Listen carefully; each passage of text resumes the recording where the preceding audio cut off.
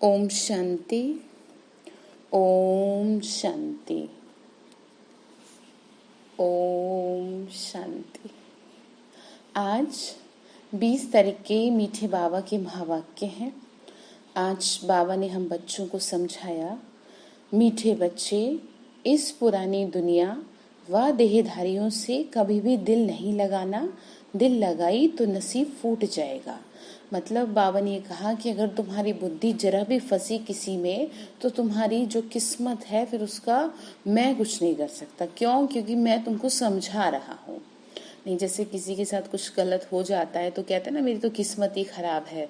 तो यहाँ पे बाबा वही समझा रहे हैं कि बच्चे, तुम्हारा नसीब, तुम्हारी किस्मत मेरी याद से है, न कि देहधारियों की याद से। तो प्रश्न बाबा ने पूछा, बाप ने बच्चों को इस नाटक का कौन सा गहरा राज सुनाया है? तो आंसर है, बच्चे, अभी ये नाटक खत्म होने वाला है। बाबा ने कहा, अभी सभी आत्माओं को यहाँ हाजिर होना ही है। सब धर्म की आत्माएं अभी यहाँ हाजिर होंगी, क्योंकि सर्व का बाप यहाँ हाजिर हुआ है। सबको बाप के आगे सलामी भरने आना ही है। सब धर्म की आत्माएं मन मनाभव का मंत्र लेकर जाएंगी। वो कोई मध्यजी भव के मंत्र को धारण कर चक्रवर्ती नहीं बनेंगे। मतलब बाबा ये समझा रहे हैं कि सब धर्म की आत्माओं के आने का समय अब आ गया, और वो सिर्फ मुझे याद करने का मंत्र लेंगी, न कि सतयुग में आने का। क्योंकि वो आएंगी ऐसे समय पे रही हैं जबकि समय निकल चुका है, यानी कि टू लेट का बोर्ड ऑलरेडी लग चुका है। तो उनको इसलिए सतयुग की राजाई नहीं मिलेगी, लेकिन बस वो ये समझ जाएंगे कि मेरा बाबा आ गया। तो गीत है, दिल का सहारा टूट ना जाए। ओम शांति। सब सेंटर्स के बच्चों ने गीत सुना। तुम आज सुन रहे हो और बच्चे 2-4 दिन बाद सुनेंगे। अगर पुरानी दुनिया, पुराने शरीर से दिल लगाएंगे तो तकदीर फूट जाएगी। क्योंकि ये शरीर जो है ना, ये इस पुरानी दुनिया का है। तो अगर देह अभिमानी बनेंगे तो इतनी तकदीर जो बन रही है वो टूट पड़ेगी। बाबा ने कहा, अगर तुम शरीर के भान में आए तो तुम्हारी बनी बनाई किस्मत फूट जाएगी। तो बाबा ने कहा, अब बदनसीब से तुम नसीबदार बन रहे हो, इसीलिए जितना हो सके एक बाप को याद करो जो बेहद का वर्षा देते हैं। बाप को और वर्षे को याद करो। बाबा ने कहा, मुझे याद करो, ठीक है, देहधारियों को नहीं करो। इस पुरानी दुनिया में बाकी थोड़ा समय है, इसमें तुमको पुरुषार्थ कर सर्वगुण संपन्न जरूर बनना है। बहुत हैं जो पवित्र रहते भी हैं, कई घड़ी घड़ी गिर पड़ते हैं। बाबा ने कहा, सब तरह के बच्चे हैं। बाबा कहते हैं तुम्हें बाप के साथ सर्विस में साथी बनना चाहिए। बाबा ने कहा, तुम्हारा काम है मेरे को मदद करो, मेरे साथी बनो। बाबा ने कहा, बहुत बड़ी सर्विस है ये, विश्व परिवर्तन का समय है, सृष्टि बदलने के लिए है, तो इसलिए मेरी मदद करो। इतनी सारी दुनिया को पतित से पावन बनाना है। ऐसे भी नहीं सब बाप को मदद करेंगे। बाबा ने कहा, जिन्होंने कल पहले करी वही करेंगे, मतलब मेरे बच्चे ही करेंगे मदद। तो बाबा ने फिर कहा, ब्राह्मण कुल भूषण बीके बने हैं, वही समझदार बनेंगे। बाबा बोले, बच्चे, प्रजापिता ब्रह्मा का नाम तो गाया हुआ है। किसका नाम गाया है? प्रजापिता ब्रह्मा का नाम गाया हुआ है। ब्रह्मा के बच्चों को जरूर बीके ही कहेंगे, यानी ब्रह्मा कुमार, ब्रह्मा कुमारी जरूर पास्ट होकर गए। आदि देव और आदि देवी को याद करते हैं। जो चीज होकर गई वो फिर से जरूर होनी है। मतलब बाबा ने कहा कि जो हुआ है वापस वही होना ही है, लेकिन तुम्हें मेहनत भी करनी ही है।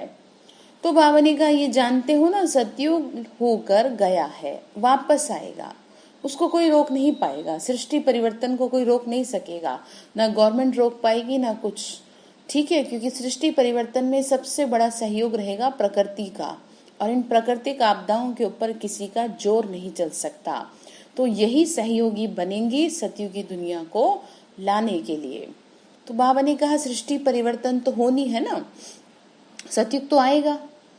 बाबा बोले जो देवी देवताएं जो प्रवृत्ति मार्ग वाले राज्य करते थे वो अभी 84 जन्मों के अंत में हैं। बाबा ने कहा जो देवी देवता थे यानी जो तुम थे अभी बिल्कुल लास्ट में हो, अभी ना पवित्र है और ना वह राजाई है, पतित बन पड़े हैं। बाबा ने कहा फिर बाप आए हैं पावन बनाने, कहते हैं पतितों से बुद्धि योग नहीं लगाओ। किससे लगाओ? एक बाप से लगाओ। देहधारियों में बुद्धि मत फंसाओ, केवल मुझे याद करो। तो कह रहे हैं तुम जानते हो ना हम बाप की राय पे चल बाप से वर्षा ले रहे हैं। बाबा ने कहा कैसे वर्षा पाना है ये भी युक्ति बतानी है। बाबा कह रहे कैसे मुझसे सब कुछ मिलेगा ये युक्ति तुमको औरों को बतानी है। मनुष्य तो अनेक प्रकार की युक्तियां रचते हैं। कोई साइंस घमंडी है, कोई डॉक्टर घमंडी है, क्या रहता अभिमान रहता ना अपना। तो इसीलिए बाबा ने कहा लिखते हैं मनुष्यों की हार्ट खराब हो जाती है तो दूसरी प्लास्टिक की हार्ट बनाकर डाल सकते हैं। नेचुरल निकाल आर्टिफिशियल को चलाते रहते हैं। तो ये भी कितना हुनर है शरीर में इस तरह के परिवर्तन कर देना। लेकिन सृष्टि में परिवर्तन तो नहीं कर सकते ना, वो तो बाबा ही करते हैं। तो बाबा ने कहा ये भी कितना हुनर है। ये हुआ अल्पकाल सुख के लिए, कल मर जाएं तो शरीर ही खत्म हो जाएगा। सोच के देखिए, एक सेकेंड अभी आप बैठे हैं और अभी आपका शरीर छूट जाए तो कहाँ जाएंगे, कैसे भटकेंगे, क्या करेंगे आप। इसीलिए आपको समय को बर्बाद नहीं करना। बाबा हमें आगाह कर रहे हैं, मतलब हमें सावधान कर रहे हैं कि बच्चे किसी भी समय मृत्यु तुम्हें घेर सकती है। लेकिन अगर बाबा की याद में रहेंगे तो क्या है, अकाले मृत्यु नहीं होगी। पूरा समय पे जो शरीर छोड़ने का समय आएगा उस समय ही होगी। बाबा ने कहा बच्चे प्राप्ति तो कुछ होती नहीं अगर अभी मर गए तो अल्पकाल के लिए मिला ना। यानी कि जो साइंस है, जो बाकी के लोग हैं जो दुनिया में इतना कर रहे हैं अपना, बाबा ने कहा उनका अगर शरीर छूट गया तो क्या होगा बताओ। साइंस द्वारा बहुत कुछ कमाल कर दिखाते हैं, आप सभी जानते हैं क्या क्या हो रहा है साइंस से, वो भी अल्पकाल के लिए। ये तो बात ही बिल्कुल न्यारी है। पावन आत्मा 84 जन्म लेते लेते अब पतित बन गई है। बाबा ने कहा आत्मा कैसी थी, कैसी थी, पावन थी, अब पतित बन गई है। उस पतित आत्मा को फिर से पावन बनाना किसका काम है? शिव बाबा का। सर्व का सदगति दाता, सर्व पर दया रखने वाला, सर्वोदया लीडर है, सबका लीडर है वो। इसीलिए कहता है कि मेरे से बुद्धि लगाओ। मनुष्य अपने को सर्वोदया लीडर कहलाते हैं। अब सर्व माना उसमें सभी आ जाते हैं। बाबा ने कहा सर्व पर दया करने वाला तो एक बाबा ही गाया हुआ है जिसको रहम दिल बिल्सफुल कहते हैं। बाकी मनुष्य सर्व पर दया क्या कर सकेंगे। बाबा ने कहा कोई इंसान किसी पे दया क्या करेगा। दया तो मैंने करी है तुम पे कि तुम्हें पावन बनाने के सोचा, तुम्हारा जीवन सुंदर बनाने का सोचा, मैंने दया करी ना। बाबा कह रहे हैं बच्चे देखो मैं ही तो तुम्हारी सदगति करता हूँ, बाकी मनुष्य तो क्या करेंगे। अपने पर ही नहीं कर सकते तो औरों पर क्या करेंगे।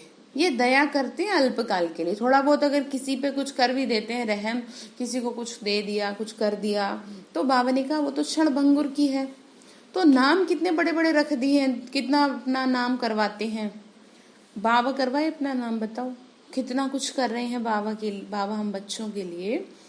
तो अब बाबा कहते हैं बच्चे तुमको कितनी सहज युक्ति बताता हूँ एवर हेल्दी एवर वेल्दी बनने की। युक्ति बिल्कुल सिंपल है। कौन सी युक्ति है? हेड उसमें बताया ना हेडलाइन में, कौन सी युक्ति है बोलो? मन मना भव।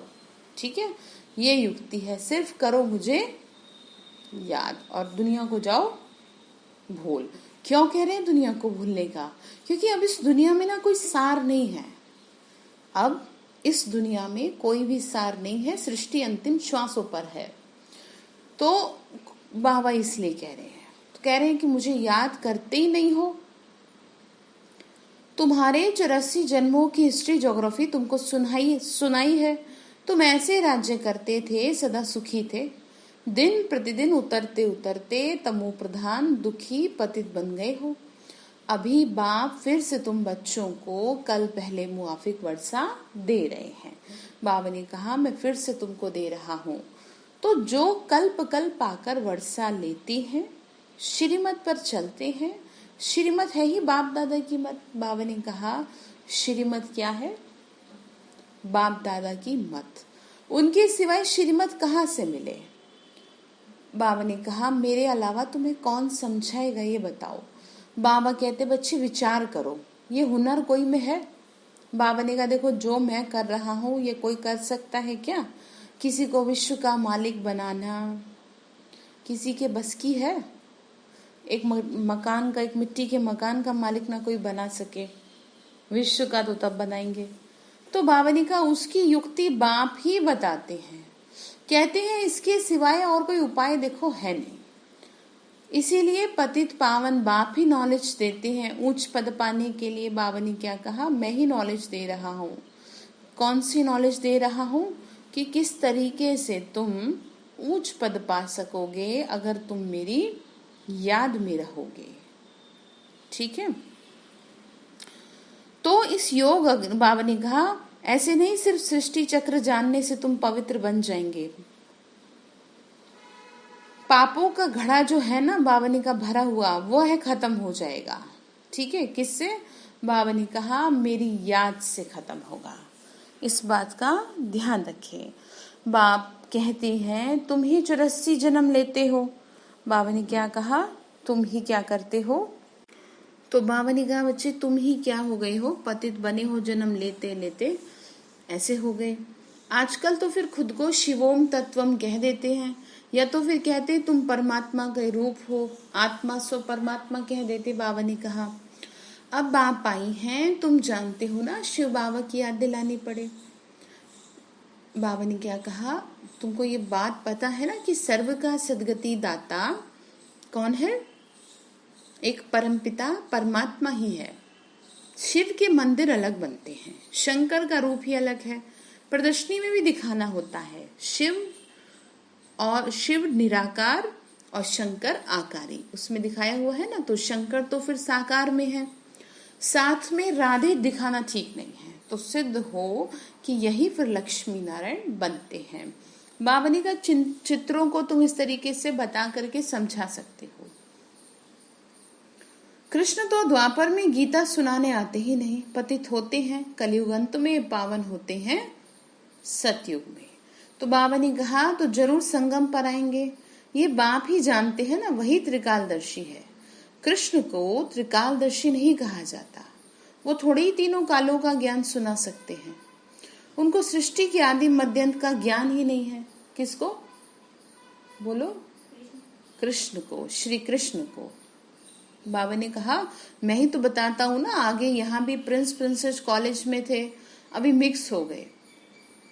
बाबा ने कहा कृष्ण प्रिंस था और भी प्रिंस प्रिंसेस होंगे, इकट्ठे पढ़ते होंगे, जैसे अभी भी हैं कहीं कहीं। तो बाबा ने कहा वहां तो है ही वाइसलेस दुनिया, पावन दुनिया।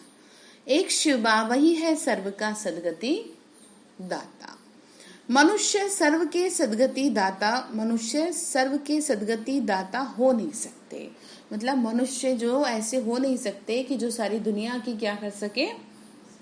सदगति कर सके। ठीक है, बाप ही आके सर्व को मुक्ति, जीवन मुक्ति देते हैं, ये भी तो समझाया जाता है ना। तो देवताओं के राज्य में और कोई धर्म नहीं था, एक ही धर्म था। वो कौन सा था? देवी देवता धर्म। वह तो आई ही है आधा में, तो सतयुग में हो कैसे सकते हैं?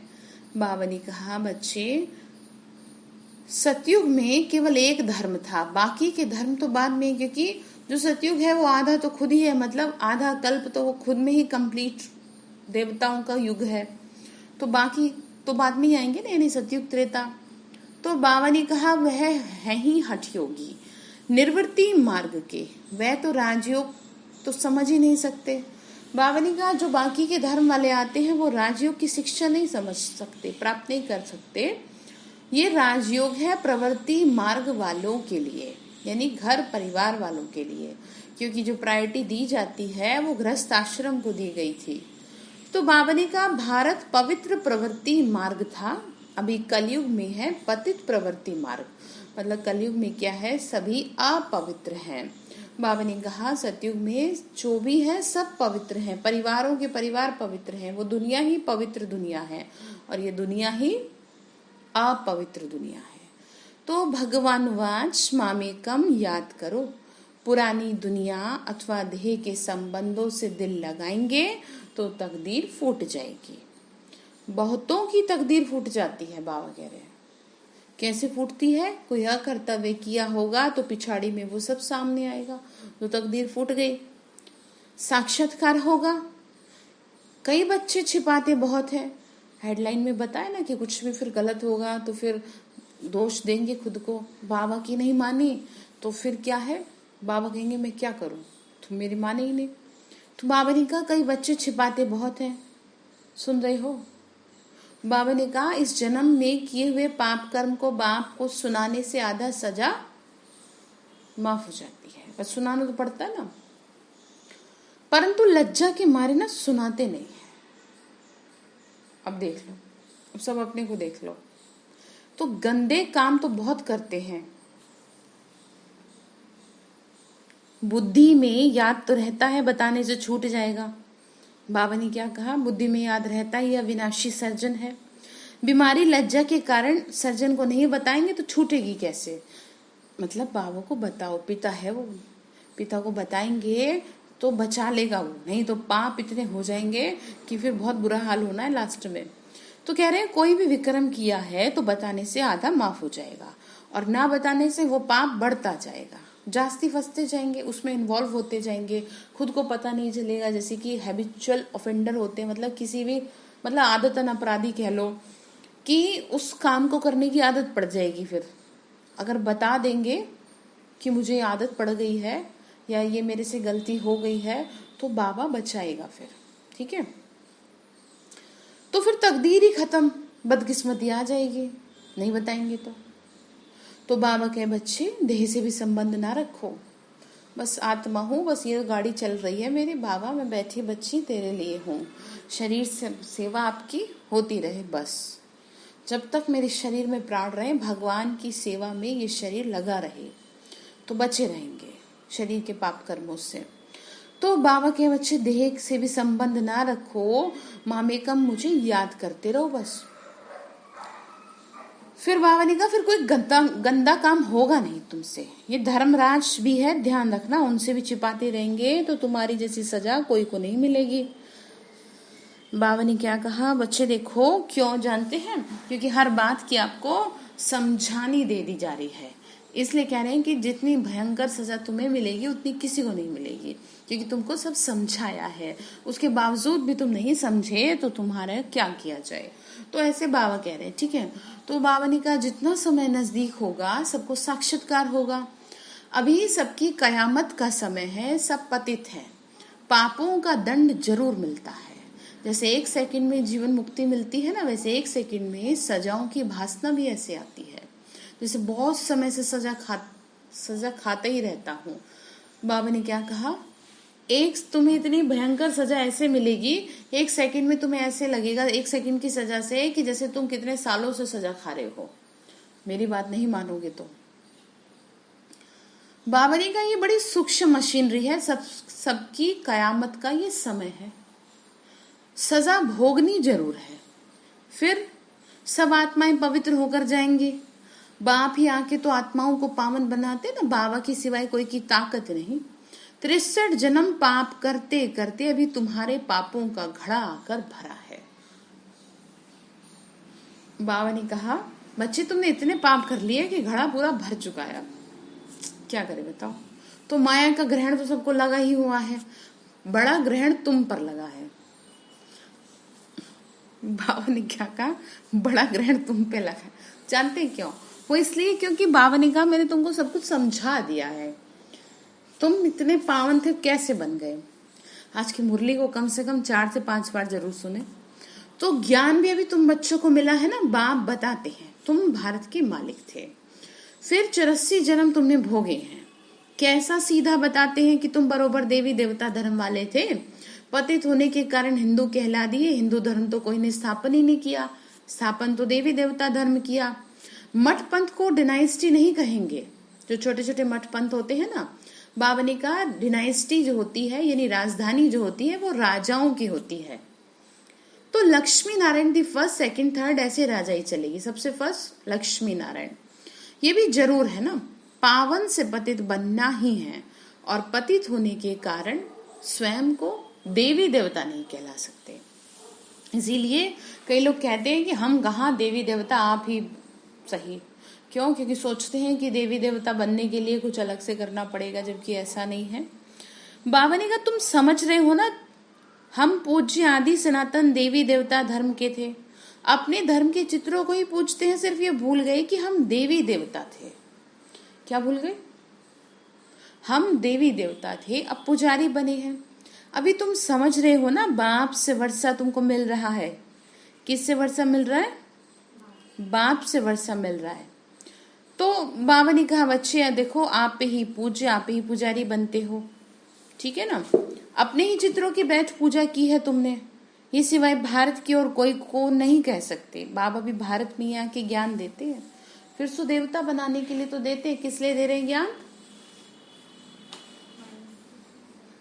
मनुष्य से देवता बनाने के लिए। बाकी सब हिसाब किताब चुकतू कर वापस चले जाएंगे। आत्माएं सब बाप को पुकारती हैं, ओ गॉड फादर। ये भी समझने की बात है ना। क्या कहा? कौन सी बात समझने की है? पुकारते हैं बाप को, ठीक है। क्यों पुकारते हैं? जरूर कुछ तो नाता रहा होगा। भगवान को पुकार रहे हैं, क्यों पुकार रहे हैं? थोड़ा दिमाग लगाया जाए तो समझ में आए। तो बाबा ने कहा इस समय तुमको 3 बाप हैं।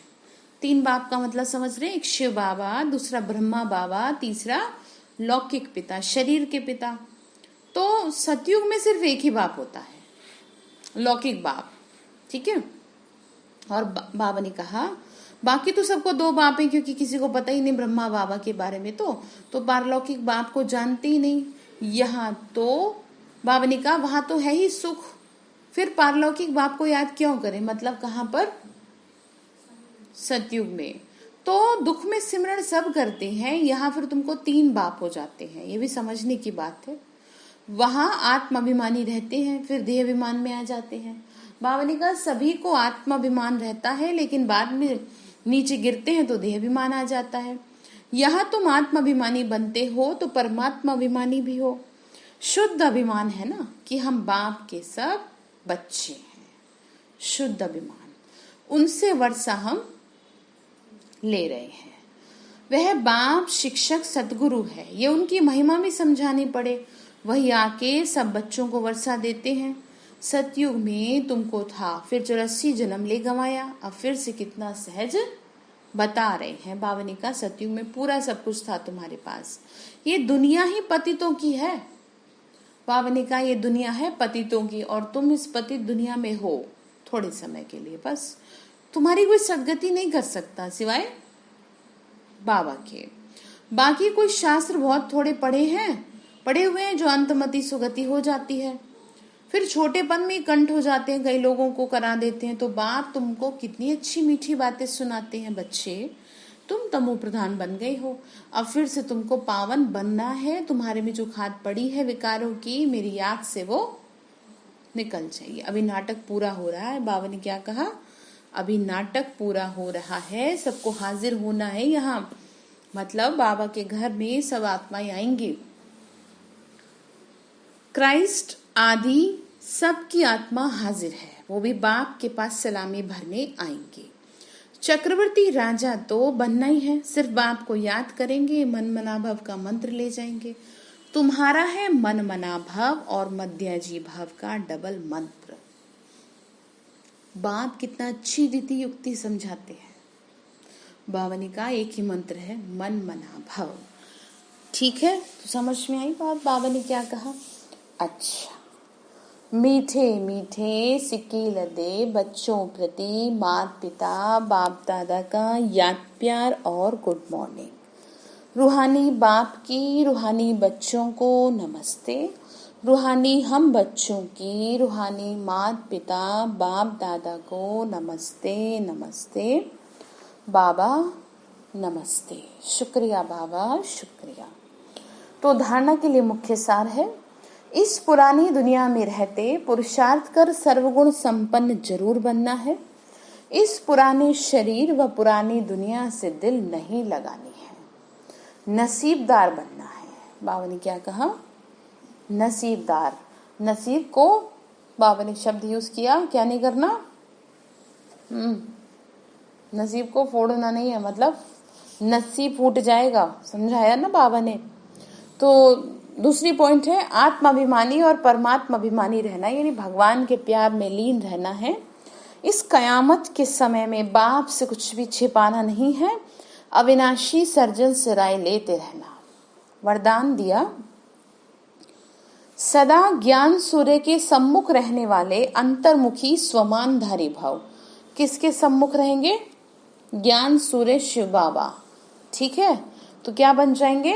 अंतर्मुखी। और अंतर्मुखी को कैसी होती है आत्माएं? सदा सुखी। बाबा ने कहा जैसे सूर्य के सामने देखने से सूर्य की किरणें अवश्य आती है ना, ऐसे जो बच्चे ज्ञान सूर्य के बाप के साथ सम्मुख रहते हैं वो ज्ञान सूर्य के सर्व गुणों की किरणें स्वयं में अनुभव करते हैं। जैसे कि कल हमने बाबा को टच किया, बाबा को देखा यहाँ बैठे बैठे, तो बाबा की फीलिंग हमें आई, तो उनकी सूरत पर अंतर्मुखता की झलक और संगम युग के व भविष्य के सर्व स्वमान की फलक दिखाई देती है। इसके लिए सदा स्मृति में रहे कि अंतिम घड़ी है। बाबा ने क्या कहा? क्या स्मृति में रहे? कि ये अंतिम घड़ी है, किसी भी घड़ी इस तन का विनाश हो सकता है। इसीलिए सदा प्रीत बुद्धि बन, यानी बाबा से प्रीत लगा के सूर्य के सम्मुख, यानी ज्ञान सूर्य बाबा के सम्मुख रहे, अंतर्मुक्ता व स्वमान की अनुभूति में रहना। ठीक है, तो किसके सम्मुख रहना है? ज्ञान सूर्य शिव बाबा के सम्मुख रहे। क्या करना है? बाबा की किरणों को स्वयं में समाना है, उनकी शक्तियों को। तो स्लोगन है, सदा उड़ती कला में उड़ना ही झमेलों के पहाड़ को क्रॉस करना है। सदा उड़ती कला में उड़ना, ठीक है। वो गीत भी है ना, उड़ते चलो उड़ाते चलो, तो बहुत सुंदर गीत है वो। तो होमवर्क बाबा ने क्या दिया? ज्ञान सूर्य की किरणों, ज्ञान सूर्य से सर्व गुणों की किरणों का आज आपको अनुभव करना है। बाबा के पास बैठ जाएंगे तो बहुत कुछ आपको मिलने लगेगा, सर्व गुणों की किरणें आपको मिलेंगी। बाबा है ना गुणों का सागर, तो इसी तरह से हमारे में भी भरपूर करेंगे। तो आज बाबा की मुरली बहुत ही ज्यादा सख्त है, तो इसीलिए क्या करें, इन बातों को जरा भी इग्नोर ना करें और ध्यान रखें। बाबा ने जो शब्द यूज किया है, नसीब फूट ना जाए, इसके लिए तुम मेरे से दिल लगाओ। ठीक है, अच्छा चलिए बाबा को भोग लगाते हैं। ओम शांति।